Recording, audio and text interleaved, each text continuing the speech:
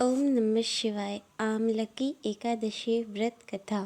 एक वैदिश नाम का नगर था जिसमें ब्राह्मण, क्षत्रिय, वैश्य और शूद्र चारों वर्ण आनंद सहित रहते थे।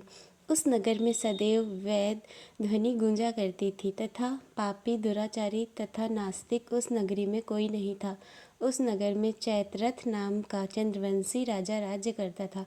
वह अत्यंत विद्वान तथा धर्मी था।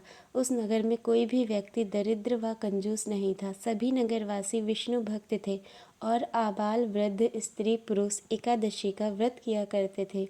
एक समय फागुन मास के शुक्ल पक्ष की आमलकी एकादशी आई।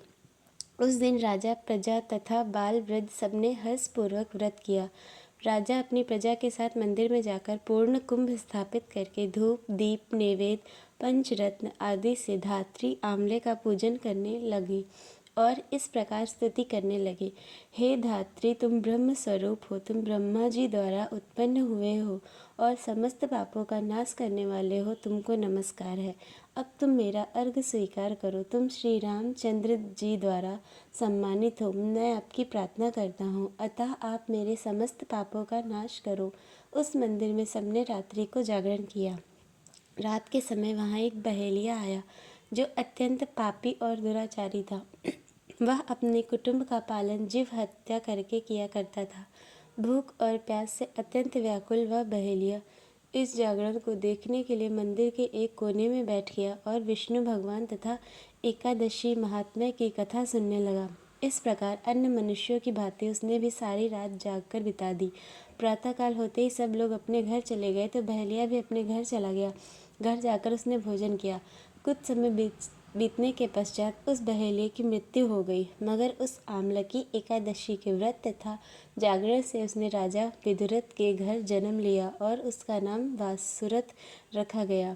युवा होने पर वह चतुरंगिनी सेना के सहित तथा धन धान्य से युक्त होकर 10,000 ग्रामों का पालन करने लगा। वह तेज में सूर्य के समान, कांति में चंद्रमा के समान, वीरता में भगवान विष्णु के समान और क्षमा में पृथ्वी के समान था। वह अत्यंत धार्मिक, सत्यवादी, कर्मवीर और विष्णु भक्त था।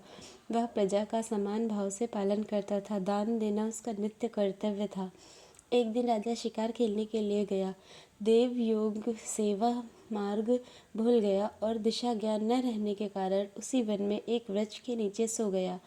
थोड़ी देर बाद पहाड़ी मलेच्छ वहां पर आ गए और राजा को अकेला देखकर मारो मारो शब्द करते हुए राजा की ओर दौड़े। मलेच्छ कहने लगे कि इसी दुष्ट राजा ने हमारे माता पिता, पुत्र पौत्र आदि अनेक संबंधियों को मारा है तथा देश से निकाल दिया, अतः इसको अवश्य मारना चाहिए। ऐसा कहकर वह मलेच्छ उस राजा को मारने दौड़े और अनेक प्रकार के अस्त्र शस्त्र ऊपर फेंके। वह सब अस्त्र शस्त्र राजा के शरीर पर गिरते ही नष्ट हो जाते और उनका वार पुष्प के समान प्रतीत होता। अब उन मलेच्छों के अस्त्र शस्त्र उल्टा उन्हीं पर प्रहार करने लगे, जिससे वह मूर्छित होकर गिरने लगे। उसी समय राजा के शरीर में एक दिव्य स्त्री उत्पन्न हुई। वह स्त्री अत्यंत सुंदर होते हुए भी उसकी भ्रुकुटी टेढ़ी थी। उसकी आंखों से लाल लाल अग्नि निकल रही थी, जिससे वह दूसरे काल के समान प्रतीत होती थी। वह स्त्री मलेच्छों को मारने दौड़ी और थोड़ी देर में उसने सब मलेच्छों को काल के गाल में पहुंचा दिया। जब राजा सोकर उठा तो उसने मलेच्छों को मरा हुआ देखकर कहा कि इन शत्रुओं को किसने मारा? इस वन में मेरा कौन हितैषी रहता है? वह ऐसा विचार कर ही रहा था कि आकाशवाणी हुई, हे राजा, इस संसार में विष्णु भगवान के अतिरिक्त कौन तेरी सहायता कर सकता है? इस आकाशवाणी को सुनकर राजा अपने राज्य में गया और सुखपूर्वक रहने लगा।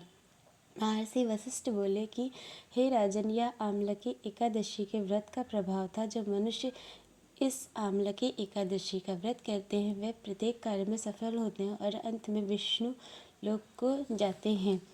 आमलकी एकादशी को व्रज में रंग भरनी एकादशी, श्री नाथद्वारा में कुंज एकादशी तथा खाटू नगरी में खाटू एकादशी भी कहा जाता है। इस एकादशी में आंवले की पेड़ की पूजा की जाती है। हर हर महादेव।